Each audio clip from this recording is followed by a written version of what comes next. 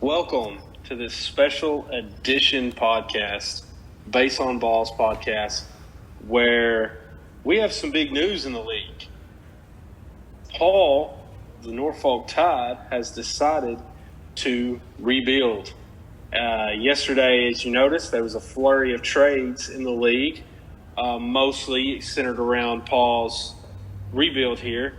We felt it was necessary to do an emergency podcast and discuss it. So, Braxton, what do you think so far? What do you think about Paul deciding to rebuild? Well, I think this is the biggest news we've had since we got a lot of new owners here in January. Paul has been one of the staples of the league for a long time. So if anybody like that decides to rebuild, obviously more eyes would be on it than not. So what do you call it? This is really, really interesting stuff, and some big name players have moved, as we're going to discuss, and I'm really excited to see where he ends up going with it. I noticed he's got 50 prospects right now and climbing, so he's well on his way. So we'll get into greater detail with that as the night goes on, but really, really interesting stuff so far. Yeah, so a little backstory. Paul's first year in the league was last year. He replaced Johnny, who the league is named after. Johnny passed away unexpectedly in January of 2022, and Paul took over his team. And Paul went 17-2 last year in his first season in the league. So him deciding here in week 2 of this season to just go ahead with a rebuild is, like Braxton said, it's big news. Let's start with kind of the first trade here that kind of signified to the league, hey, I'm rebuilding. This rebuild is on in full force, and it was when Paul traded Jose Ramirez to Hendog for Nolan Gorman, Brady Singer, Marco Luciano, Bo Naylor, and Daniel Espino. So, Braxton, at first glance, what's your thoughts on that trade? Well, before I start on analyzing the trade, I do want to say I really agree with Paul's decision to rebuild here, not because his team was bad, but because really I think that there's a lot of good, qualities to a rebuild when you realize that you got a lot of players close to the age of 30, like Paul did. I mean, if you notice, Joe Ram was 30. I know he's got Carlos Correa getting up there 28, 29, a lot of 27 and plus pitchers and everything. So creating sort of influx of young talent, as he did with this Jose Ramirez trade, is something that maybe it doesn't need to be a rebuild necessarily, but a retool. I mean, you'll notice Nolan Gorman's already in the major leagues. Brady Singer's already in the major leagues. Marco Luciano's pretty close. Bo Naylor's pretty close, and Espino's pretty close. So I wouldn't even classify what Paul's doing necessarily as a rebuild. It's more of a retool with getting more of young talent into his organization like that. So I really like this trade for him. I mean, we were just talking to him a little bit before this podcast, and he was saying how that was an offer he couldn't refuse. I can see why. I mean, Nolan Gorman's gotten off to a big start this year. I remember he had a very big game. I think it was the second or third game of the year. I think we actually watched that game. He played great. Bo Naylor, I think if I'm not mistaken, I think he played for somebody in the World Baseball Classic and had a decent tournament there. Daniel Espino unfortunately suffered an injury in training camp this year, but he's still a consensus top 50 prospect, maybe even top 30, honestly. Marco Luciano, undisputed top 20. That guy's going to be legit. And honestly, I love the value that Paul got. What do you think? Yeah, so I got to kind of agree with you there. Looking at some of Paul's moves, I think he's doing something similar to what you're talking about, a retool. Paul's team coming into this season 2 weeks ago, I think it's safe to say was a step behind kind of the consensus top-tier teams in this league. And I think what he's trying to do is say, I'm not going to catch these guys in 2023, but I can kind of influx some youth, bring some talent in, and kind of build around those guys and catch the top tier teams in the league in 2024 and beyond. As for the Jose Ramirez trade, one thing I've probably never done, I was literally engaged with Paul on Jose Ramirez when I told him to accept the trade with Hendog. That's how good the offer was. I was literally like, Paul, I can't. I mean, me and Paul had been talking for probably give or take 16, 17 hours off and on about a Joe Ram trade. And, we exchanged some names, some offers back and forth. And then when Hendog kind of jumped in, it seemed to move pretty quickly because Braxton had kind of indicated to me like, hey, listen, I'm really starting to ease into I'm not going to trade Joe Ram. I'm not going to trade him right now. I'm going to pump the brakes, hold on a little bit, and see what happens.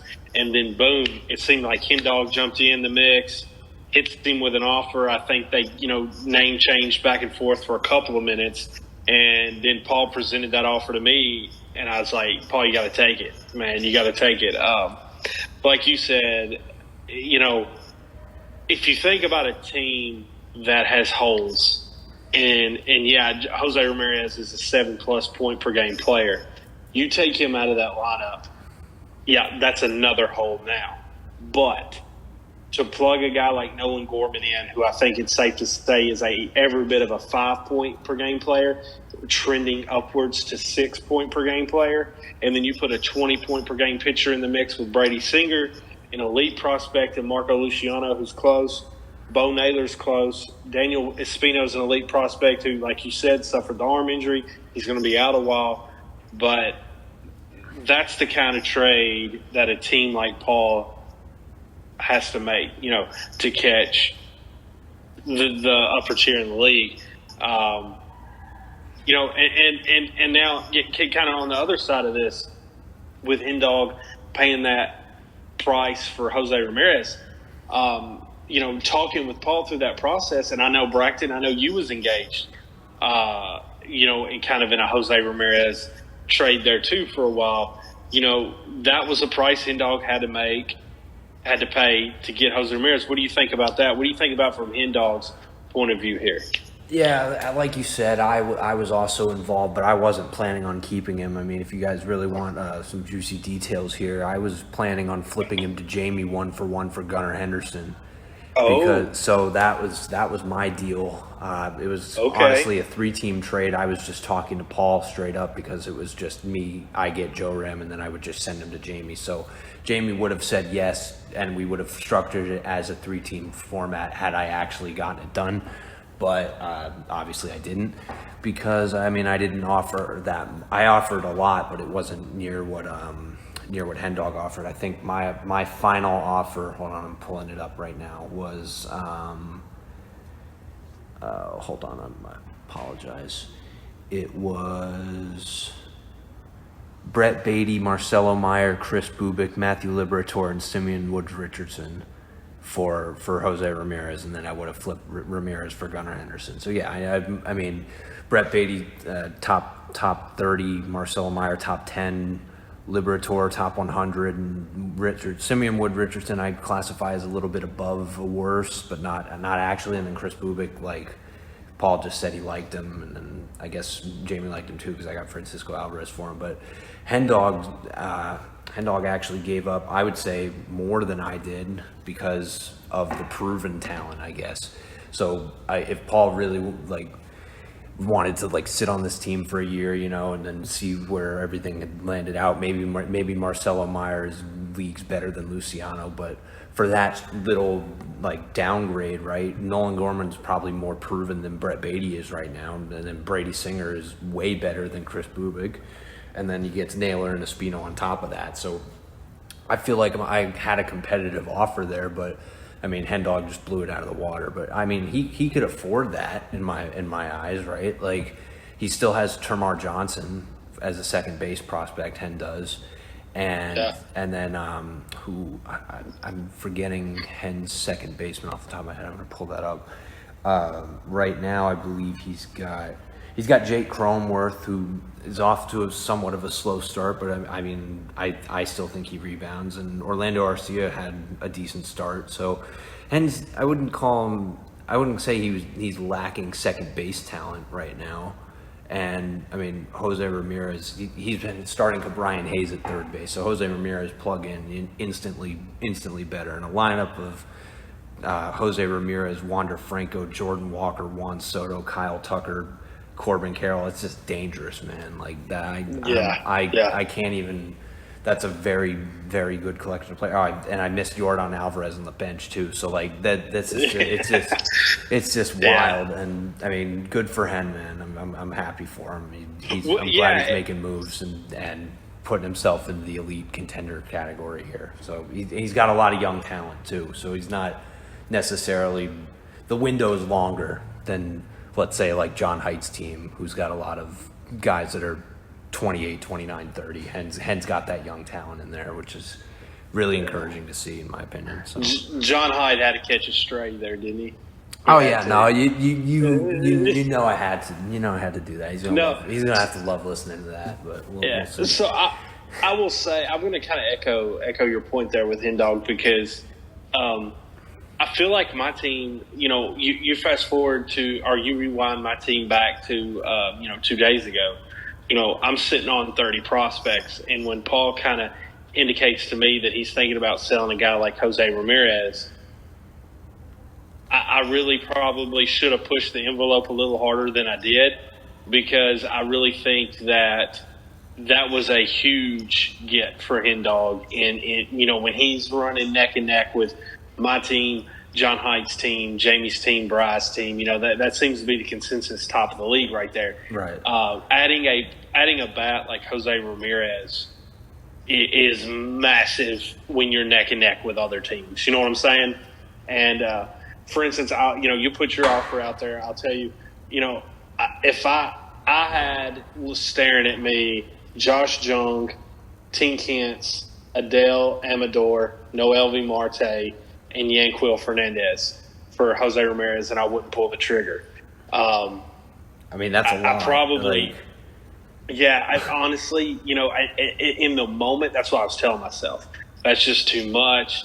Back off. You don't even need it, Jose Ramirez. You're fine. But the second the Hendog trade was posted, it's like, dang, Hendog went there when I wouldn't. So, I'm definitely not going to bash Hendog for the price he paid. It's just pretty interesting at the dynamics there, because you got to say, Paul came out incredibly well for what he got, but Hendog came out incredibly well for the situation his team's in. You know what I'm saying? No, yeah, for sure. I think it's a rare win for both sides, right? Like, it's looking that way right now. Yeah. Anyways, it's looking that way right now. So let's see here. So that was definitely the first domino to fall. The second one was with me. I traded Paul Justin Steele, Tink Hence, Yanquiel Fernandez, Warming Bernabel, and a third for Aaron Nola. So, Braxton, what's your thoughts on that trade? I mean, I love Tink Hence, but I mean, I could just be lower on the other guys than maybe some other people. But I think again, Paul getting a bunch of retool-esque players. Like Tink Hence is going to be up pretty soon. Steele's playing well, and what was Yanquiel Fernandez the one you were saying was getting comparisons to Yordan Alvarez? Like that, yeah. I mean, yeah, that seems like a pretty good guy to own. I mean, I've never even and he's going to play for the Colorado Rockies. Yeah, I mean, a lot of high upside in that trade for someone who's nearing 30. I mean, I know that's me, and that's not everybody else. Where it's just like, if you're even 28, you scare me, right? Like. It just is what it is with me, but I mean, I'm going to contradict myself in a little bit when we talk about the Pablo Lopez trade, but I think again another win for both sides. I think that's what we've been seeing a lot of in this league recently, is just a lot of trades that we can even make a case for the other, or for both sides. You know what I'm saying? Like, it's just like you see a trade and you go, I understand what that person's thinking. I understand what that person's thinking. Like, it makes sense. I don't know if that was a theme in a short time period ago, but I really like this trade for both sides. I think you gear up and keep up with everybody in the arms race, and Paul just keep getting high upside people to kickstart a rebuild here. So I like it for both. Yeah, for me, my mindset going into those trade negotiations with Paul was one.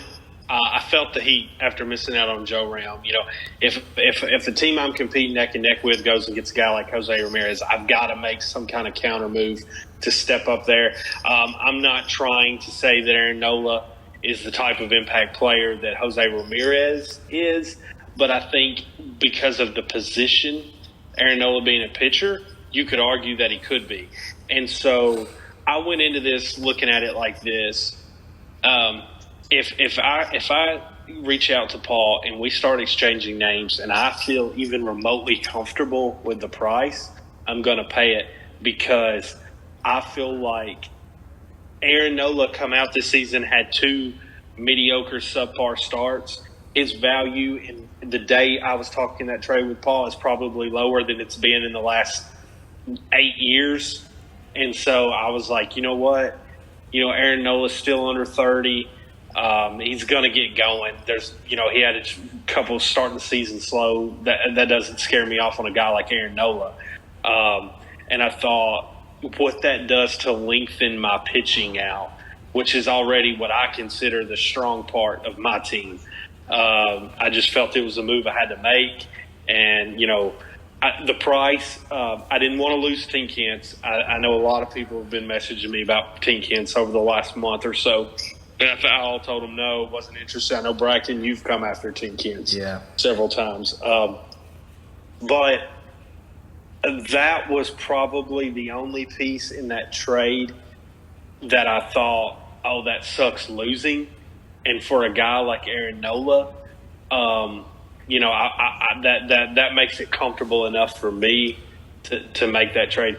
From Paul's perspective, I know he believes in Justin Steele. We and him discussed Justin Steele for a little while when we were negotiating that trade. I know he loves Tin Kents. He believes in Yanquel Fernandez. Warming Bernabel in the third was kind of just, I need a little bit more. I decided to go with Bernabel in the third. It pushed the trade over the top and got it done. But again, I think it's kind of, there's another move there where Paul gets Justin Steele. So, now he's turned Jose Ramirez and Aaron Nola into Justin Steele, Brady Singer, and Nolan Gorman from his major league team. And then added all the prospects, in those 2 trades. But it goes back to what you say. That is a trade that's indicative of a retool rather than a rebuild. You know what I mean?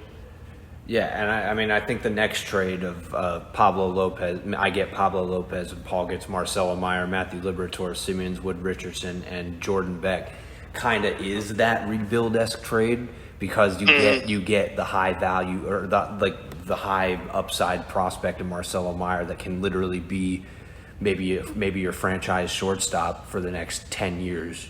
Like if Marcelo Meyer is everything everyone hopes he is, that's a huge get for Paul for a 27-year-old pitcher.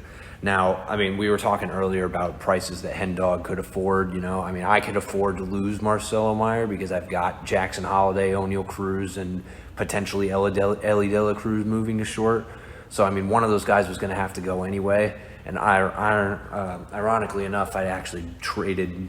That's how I got Marcelo Meyer, was trading Pablo Lopez in the first place. I admit that I possibly made a mistake there, but I'm tried to correct that by pulling this move. And I know it sucks to lose Liberatore. Paul and I have actually been trading him back and forth for a couple months, honestly. If we look back in the transactions channel, everyone can see that. But Simmons, Wood Richardson, and Jordan Beck don't mean much to me. So if that was the price to potentially potentially lose Pablo Lopez, like you were talking about with Nola, like it's the price you got to pay for, I wouldn't say elite pitching, but very, very good pitching Pablo Lopez, right? So, I I really liked what I got for Freddie Peralta, which made me a little more comfortable trying to go out to get a guy like Pablo Lopez, because I was looking at that and felt like that was a little bit absent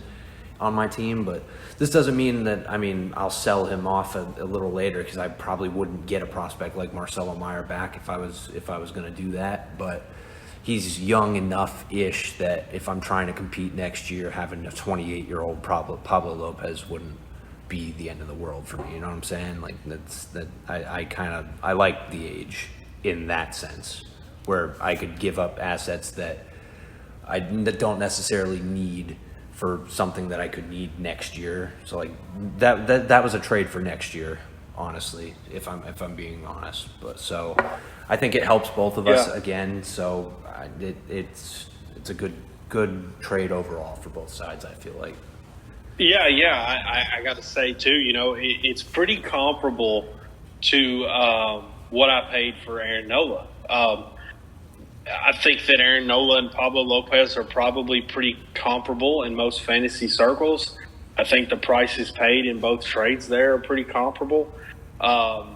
Marcelo Meyer is I think out of the two trades, he was the best prospect Paul got there. But like you said, with your team in the way that the prospects that you've had, it was kind of easy for you to let him go. Liberatore's an interesting guy because, he had a lot of helium as a prospect. He come up with St. Louis and he looked terrible. He gets sent back down, kind of not great numbers in the minors last year. Has a pretty good spring training this year, and he's been in AAA in the PCL, which is a super hitter-friendly league, and has been dominant for Memphis. And the Cardinals' rotation is pretty lackluster right now. And Jack Flaherty's arm is one pitch from falling off at any time. So, you got to believe that Liberatore is kind of next in line there in St. Louis to get a call.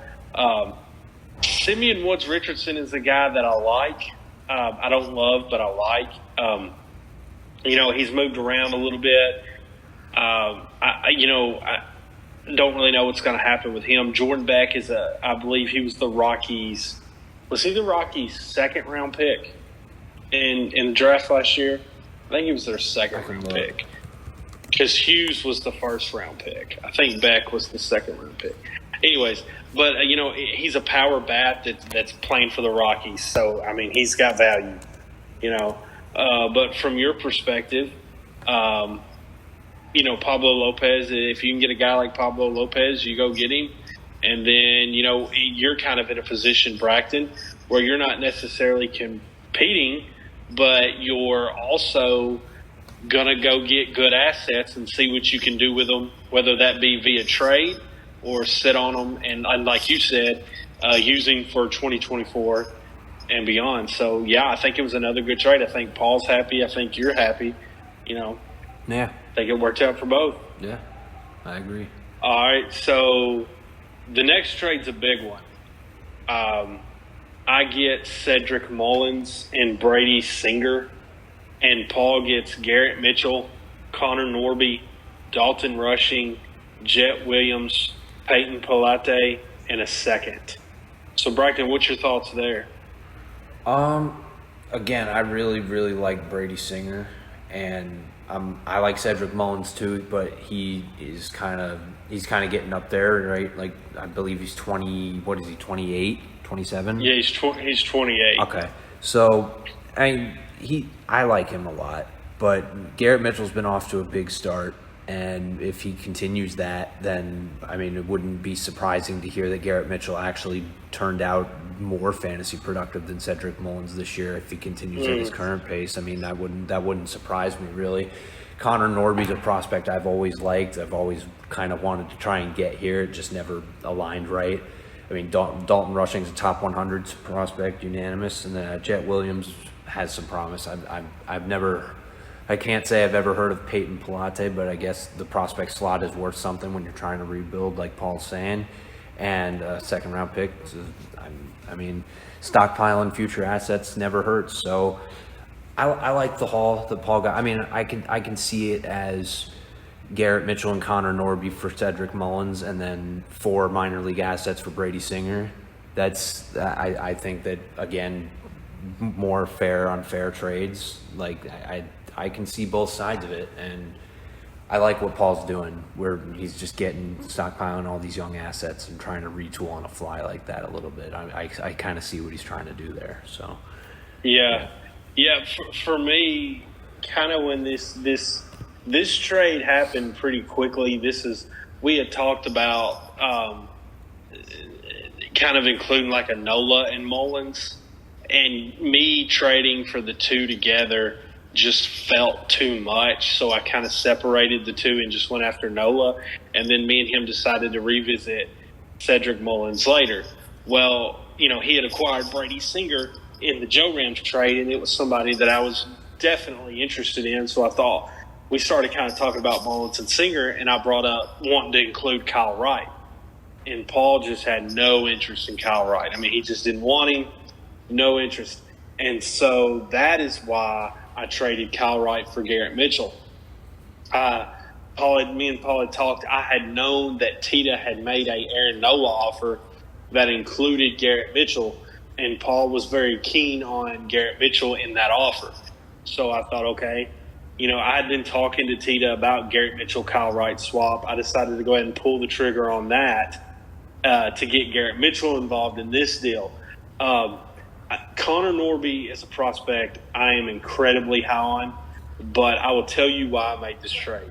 Why I was able to make this trade. I was able to make this trade because of the Jonathan India Brandon Lowe swap I did, a couple days ago. Having Brandon Lowe and Nico Horner as second base options, I'm super content with my second base, and I thought I can let Connor Norby go. Plus, I've got so many middle infield prospects, guys like Noel V. Marte that can move over to second base, because of the logjam there with Ellie De La Cruz. Cincinnati's got a lot going on there. I've just got a lot of guys that I feel like could potentially end up at second base, plus what I've got at the big league level with Brandon Lowe and Nico Horner. So I was able to let Connor Norby go. Dalton Rushing is a really good prospect, but he's a catcher. I typically do not value catching prospects at all. Even if they are good prospects, I just, catcher's just not something I'm willing to just place a whole lot of value in. Jet Williams is a guy who's drafted by the Mets, so I don't really care about him once that happens. Peyton Pilates, White Sox, I think he was their first-round pick last year. Kid's got some promise. I believe he played his college ball at Arkansas in the SEC. I got some respect for him. I think he's going to be a guy that rises later on. He's kind of got a long way to go there. And then, of course, the second-round pick was just me trying to put a package together to get what I wanted here, which was Cedric Mullins and Brady Singer. Cedric Mullins is a guy that I feel like me putting him with Julio Rodriguez, Michael Harris, Masataka Yoshida, Cody Bellinger, Cedric Mullins, it really gives me outfield depth along with Alec Thomas and Asturi Ruiz, who's in my minors. I've got a lot of outfield depth, which makes me feel comfortable kind of on this run because injuries are going to come up and different things. And then, Brady Singer's a guy, he, was good last year for the Royals. A lot of pedigree there. Pitched in the World Baseball Classic, struggled some, did okay some. But I think, he was a nice get for my rotation to kind of lengthen out with Aaron Nola. But again, like you said, I know we keep kind of saying it. I feel like all these trades are good for both sides. I don't feel like anybody left feeling too bad about themselves after those deals. Paul made another trade with Tita, and this is one I definitely want to hear Braxton's perspective on. Paul got Gavin Stone and Alec Burleson. Tita gets Jose Urquidy, Thairo Estrada, and Dalton Rushing. What do you think about that one, Braxton? So this is more of a rebuilding type trade that we were talking about, right? Like if Paul's trying to not compete and get the highest draft pick possible, because he still owns his own first, which I believe is part of the reason why he chose to make this whole decision of rebuilding, retooling possible, because he has that first. And I know that's part of the reason why I decided to do it. Having the first is so critical. So, Jose Urquidy, has always been a solid pitching option for somebody that needs him. Like nothing major. Probably SP7 or 8 on most teams in this league. Like nothing crazy. But in getting a top 50 prospect in Gavin Stone in this deal is huge for him. And I know Thairo Estrada got off to a big start, and Dalton Rushing is the top 100 spec like we've been talking about. But getting Gavin Stone and Alec Burleson, really, that's more of a stockpiled good young assets for the future trade, as opposed to some of these other things that we could say, you know what, this screams more of a retool. I like this move in the long term more so than the short term. And if you wanted to call up Alec Burleson, I think has gotten off to a pretty good start in St. Louis too. So a lot of options there, and I like it again for both sides, because Tita's trying to win. Tita looks to me to be maybe filling that spot left by Paul as consensus maybe number 5 team in the league. So that spot's up for grabs, and maybe Tita's trying to get it. So I again see the logic for both sides, and I really like it. So I'll definitely echo that. With Paul kind of dropping back here a little bit, I think at minimum you got to say Paul's going to drop back a step or two here with the trades. Tita and the Sounds are definitely going to fill that role. That's the next team right there. And as Tita continues to make moves and add on to this roster and kind of retool his own thing, the Sounds are just going to get better and better and better. It's going to be really interesting to see kind of at the All-Star break where Tita has this team, because I feel like he came in, he really done a good job when he first took over the team of kind of fixing a mess, and kind of really he was going prospects in every trade he was making. And then as soon as the season began, he started, okay, I need a second baseman, I'm going to go get one. I need a third baseman, I'm going to go get one. I need pitching, I'm going to go get an arm. I need more pitching, more arms. And now, the Sounds are kind of rolling here early. So, definitely I see that. This trade is probably one that I'll admit I don't think this trade's that impactful. I think it's the right word for both teams. With the number of trades we've been discussing, I think this is the least significant one long term. But it's for me, it's difficult because I don't like a single player involved except for Dalton Rushing, who's a catching prospect. I am not a Gavin Stone guy. Those words may come back to bite me, but I just don't. I think, Braxton, you and I have discussed weeks ago how I don't like Gavin Stone. Alec Burleson's a guy I'm just not super high on. Urquidy can get you innings in this league. Healthy starters are valuable. With an ERA under 5, and Urquidy is that. So I see why Tita wanted him. Thairo Estrada started hot, but he's probably going to fade back down and be the 14th, 15th best second baseman in the league by the end of the season. Dalton Rushing, to me, is kind of the highlight of that deal. I think he is a big time prospect even as a catcher. But it's not like it's just not impactful enough. I just don't think it really matters. I think it was more. I know Paul had mentioned he does believe in Gavin Stone. He's a Gavin Stone fan, and he just kind of wanted to facilitate something where he got Gavin Stone. So, fine trade. The last trade. Oh wait, one more point on that trade, really quick. Go ahead. We've been talking about teams maybe shipping off assets they don't really have any use for because they've got other organizational depth. I mean, Paul has Adley Rutschman, so we don't even need to be really talking about catching prospects with Paul. Yes. Exactly. If that was the piece that if he was really that big of a Gavin Stone believer and Tito was insistent on getting Dalton Rushing, I feel like that'd be a pretty easy thing to do for Paul, given the fact that he's got probably the number 1 dynasty catcher for the next 10 years. So that was my last point on that, but I can definitely see the logic. That's a great point, Braxton. And I'll say one thing I'm always big on. I know I've mentioned it. Anybody that's played fantasy baseball with me for a long time, when you see a trade posted and you see the names involved, it's human nature to look at the names involved and say, "Oh, that team won and that team lost." But I do think that team context matters. Exactly to your point, Braxton, where Dalton rushing to Tita is probably way more valuable than to Paul, who has Adley Rutschman. You know what I'm saying? Right. Like,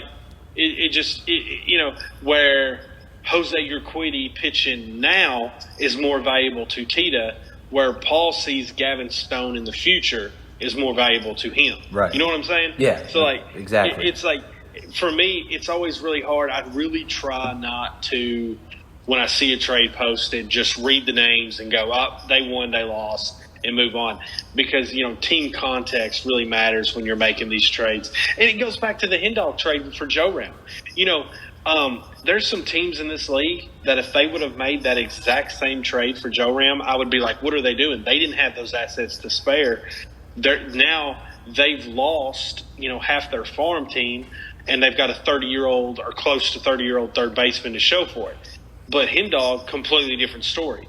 He's oozing elite prospects and can he can take the hit, bring in Jose Ramirez to kind of complete what he's built.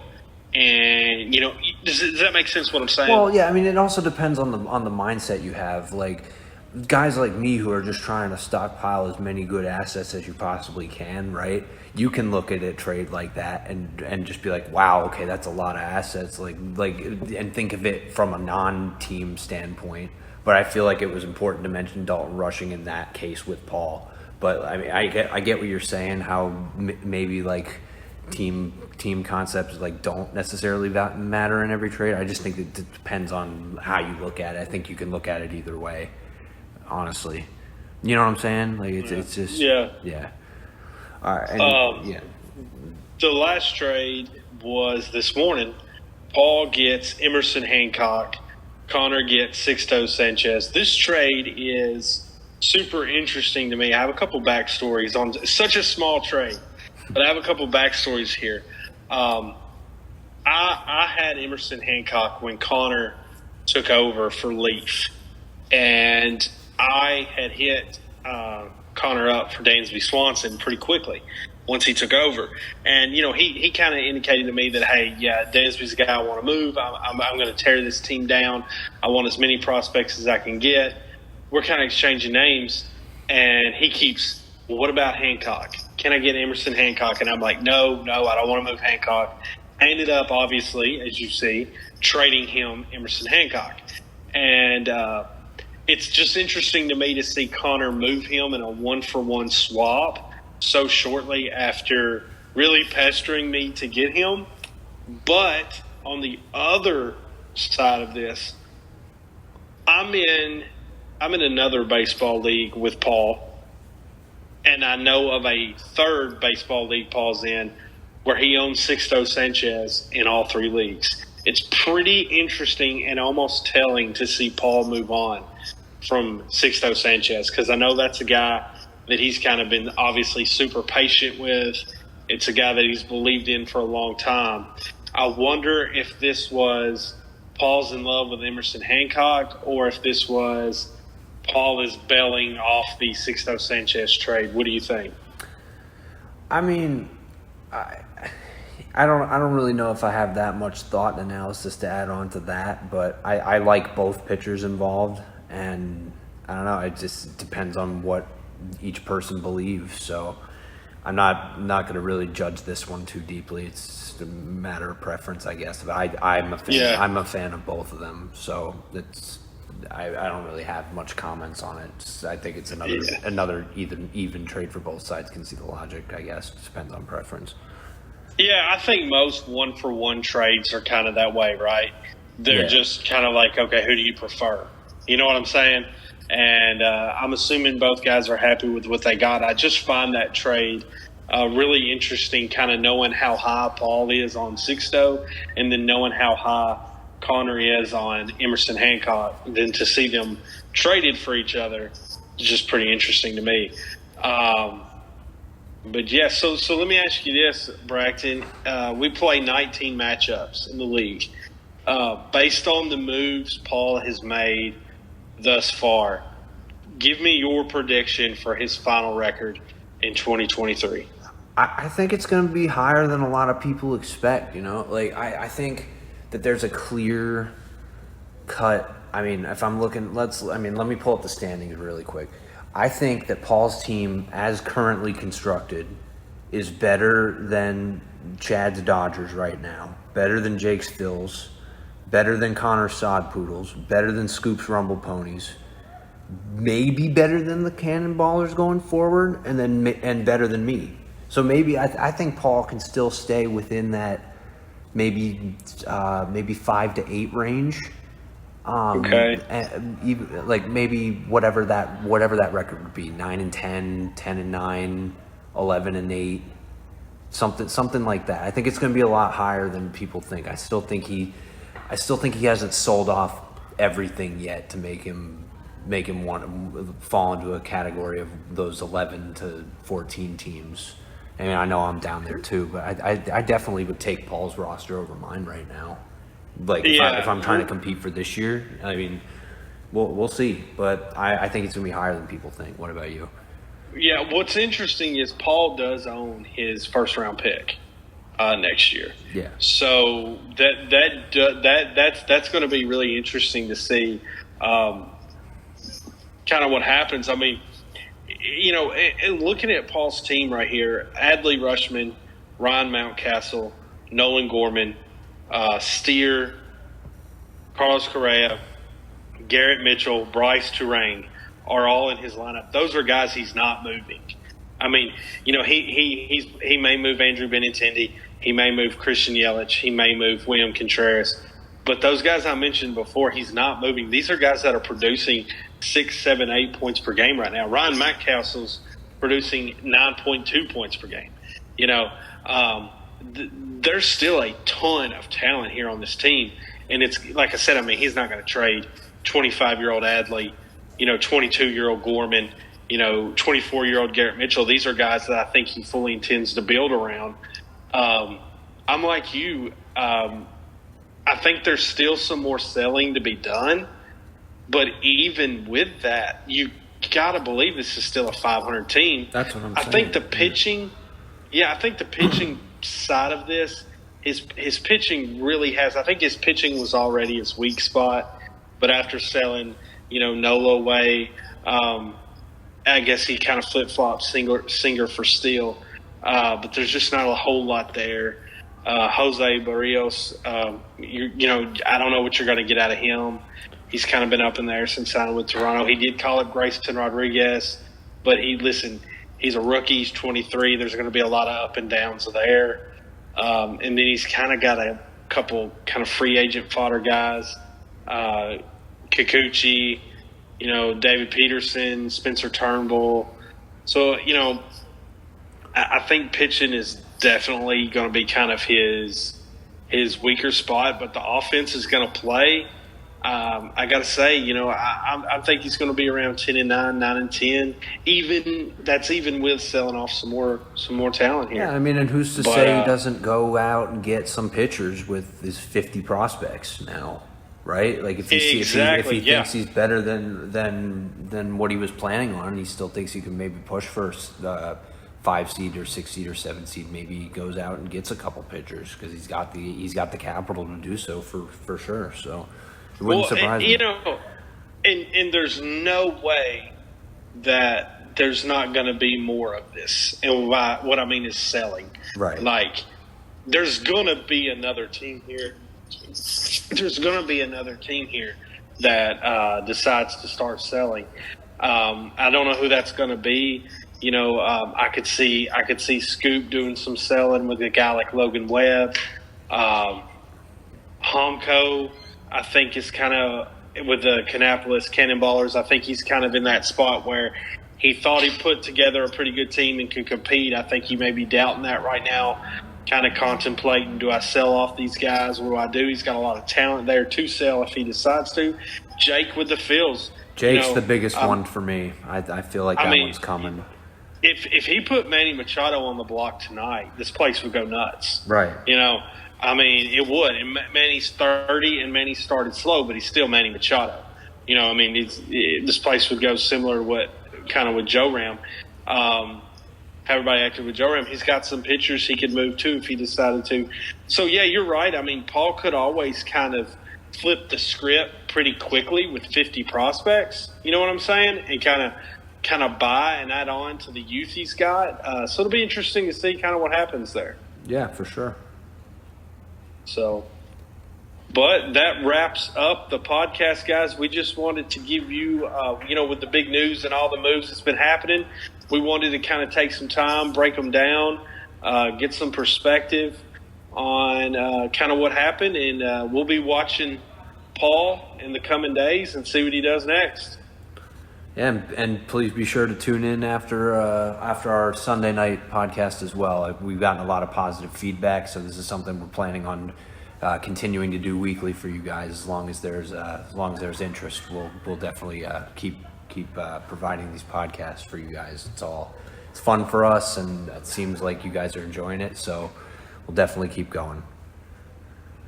Yep. So guys, we are tentatively planning on doing the podcast Sunday night. We have a secret special guest signed up to be on the podcast with us. We're not going to tell you who that is, but you're going to want to tune in. You're going to want to listen. This dude's a dog. We fully expect him to come into this podcast and bring that dog energy. And so, yeah, definitely be following for updates for Sunday for the podcast.